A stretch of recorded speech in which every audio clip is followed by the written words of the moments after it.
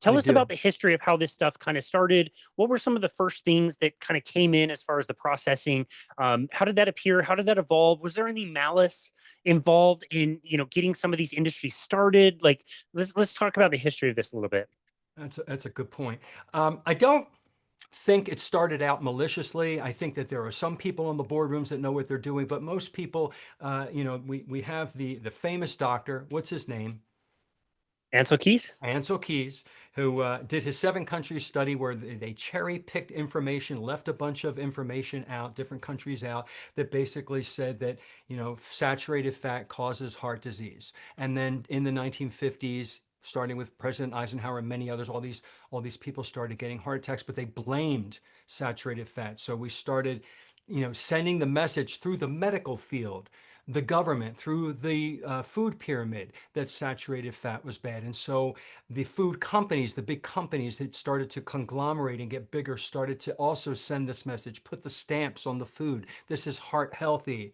This is whole grain. This is all natural, which is meaningless. To really repetitively push home these basically these myths, these lies, that saturated fat is bad. And they're putting in, like I said about the bliss point, they're adding in sugar. They're adding in fake fibers that are carbohydrates to take the place of that texture that you would get with saturated fat. And then people are getting hooked on it. And the convenience. They're selling convenience. It's fast. It's easy. You can microwave it. You can give it to the kids in their lunchbox. They basically sell it to the mothers of the world. Remember when Crisco came out? They're selling this wonderful, beautiful, shiny white cooking oil that you can put and use on everything. It's just wonderful, and it was marketed, and it just perpetuated itself. They did know what they were doing in the boardrooms, but I think the people under them didn't. They just followed along. It's so hard to really articulate how this became what it is today. But it's this big monster today that's very hard to define. And if we make it simple and just say it's ultra processed and we define what that is, and then we can say, just avoid it. Yeah. Okay. I'm glad you brought up Crisco. I was going to bring that up specifically. So this is probably the number, the first like truly highly consumed kind of seed oil. There's evidence that different oils were used to cut like olive oil, back in the day, and it kind of made it into that. But Crisco in particular, as I understand it, it was released in 1911. There was a lot of marketing around it where they would send cookbooks to the mothers of America. But also the way I understand it is that the fats and the dairy world in particular at that time was really problematic. Like they were trying to make, fats in factories. Maybe there was pollution, or people were getting sick from it, and it wasn't like natural dairy as we kind of know it. It was kind of like dairy meets the industrial revolution, and it's really kind of messy and doesn't it's not like working this well. And so the way I understand it is Crisco was kind of promoted as like this was made in a steel vat. It's really clean and white, like you said. It's got a shine on it, and so I see that, and I think like, yeah, maybe there wasn't a lot of malice then because they couldn't have known what the long-term health effects of something like that were. Of course, you could say like, you're taking cotton seeds that are going bad, going rancid, and you have to go through a process to make them. And you could probably deduce this maybe isn't the best thing to be putting inside our bodies. But to give them credit, maybe they didn't know at the time, and they just did a brilliant job marketing a product where the alternative, the more natural alternative at the time, maybe was something worse. Hmm. What would you mean by natural alternative? What would have been the natural alternative?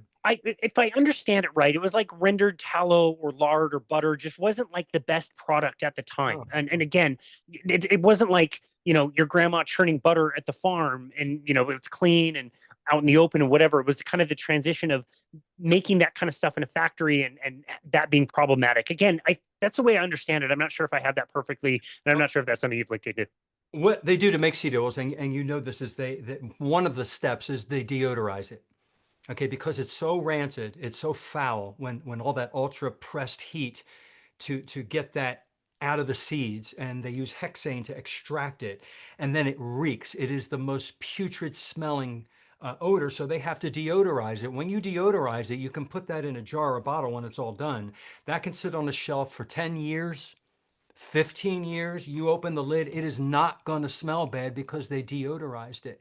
Lard and tallow, like you said, that alternative, it's going to have a small percentage of polyunsaturated fatty acids, 2 or 3%. It's going to have a small percentage of monounsaturated fat, 5 or 6%. The rest is saturated. That mono and poly go bad. They oxidize. And then you take that and you smell it, and it smells bad. I can do it today. I can go to the store and buy a jar of beef tallow, right? I do something I'm not supposed to do in the store, and I will break the seal. I'll make sure nobody's looking, and I smell it. If it smells like polyurethane, it went bad. And many of the jars stink of polyurethane. And I learned that because I didn't smell. I took the jar home, I opened it up, and I'm like, I can't. My gut says don't eat this. It says beef tallow. I'm a carnivore, and I can't stand the smell. And then I realized it went bad. That percentage of PUFA and mono went bad. So this is why Crisco worked, because they can fry things in it, make things. You open the bag, it doesn't stink. Yep. Yeah. Got it. Okay, that makes a lot of sense. Thank you for elaborating on that. And yeah, with we're starting to use the seed oils. Heart attacks are on the rise from almost nothing to in the 40s and 50s. We're having more of them. They're coming out of nowhere, just striking down dudes in their 50s. Right. And we're trying to figure out what it is. And so our friend Dr. Ansel Keys makes the assumption that it's the saturated fat in the diet that causes cholesterol to go up. It's the cholesterol that causes the heart attacks. And that kind of idea takes shape because we were a nation just waiting for answers to a really terrible problem at the time. Exactly. We were waiting for that, and we needed it. We needed the answer, and there was the answer, and it was the man with the white coat with the stethoscope. I'm going to believe him. For the Yeah. longest time, you believe the professionals because I didn't go to medical school. They must be right, Yeah. and unfortunately, Interesting. we were lied to. Yeah. Yeah. Tell us what you learned about sugar as well. Gary Taubes does an amazing job in his book, The Case Against Sugar, telling the history of how, we didn't have sugar available to us very often and very frequently until, we started, Columbian trade and started getting sugar cane. And then we figured out beets and got more sugar. And then kind of in the 70s, we started switching over to a corn product, high fructose corn syrup Yeah. that Yeah. replaced a lot of the sugar. Can you tell us a little bit about that story as well? Well, what I know of high fructose corn syrup is high fructose corn syrup is about 50% fructose and 50% glucose, maybe a little bit more fructose. Table sugar, sucrose, is 50% and 50%. Honey is maybe 60-40. It's the same molecule, but it has more fructose, and the fructose is harder on the liver. The liver has to process the fructose part, and it gets fatty.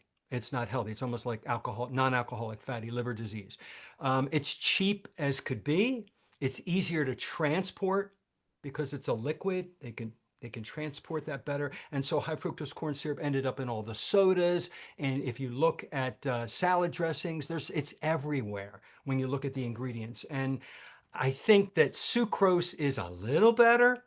As Dr. Berry says, it's less bad, but it's still fructose and glucose. Yeah. Got it. Okay. And I'm not sure if you can comment on this. Maybe you even remember this. This was before my day, but I remember learning recently that Coca-Cola in the 80s knew that they wanted to switch their Coke from whatever sugar they were using and they wanted to start using high fructose corn syrup. So to be able to do that, they came up with, like, I guess, a completely different formulation that didn't taste anything Oh, like I original remember. Coke. And it Yeah. was like a 5 or 6 month period that they released this Coke. They knew they were going to get a bunch of backlash. So then they could say, okay, sorry, we're going back to the original Coke, and they did that with the high fructose corn syrup version. And so people would more easily adjust back to the old formulation, but now had the cheaper sugar to use. Do you recall that? I remember that, but I didn't know that's why they did it. I don't think none of us knew that's why they did it. It was all planned. Yeah, I do remember that though. And my soda of choice back in the day was Dr. Pepper. Oh Okay. man, I love Dr. Pepper. I put it on ice cream. Yeah. Yeah. And you're talking about Bliss Point, like Coke. Dr. Pepper is another one that has that. It also has more sodium than I think people realize, which goes back to that Bliss Point. It's Mhm. why my cyclist buddies would just chug Cokes in bike races. It's got the sugar, but it also has that kind of sodium component, But and not too can be much. But not too, they just know if enough. it's just a little too salty, you won't like it. If it's a little too syrupy, you won't like it. So that's the whole point of the Bliss Point. They have just the right amount to get you hooked.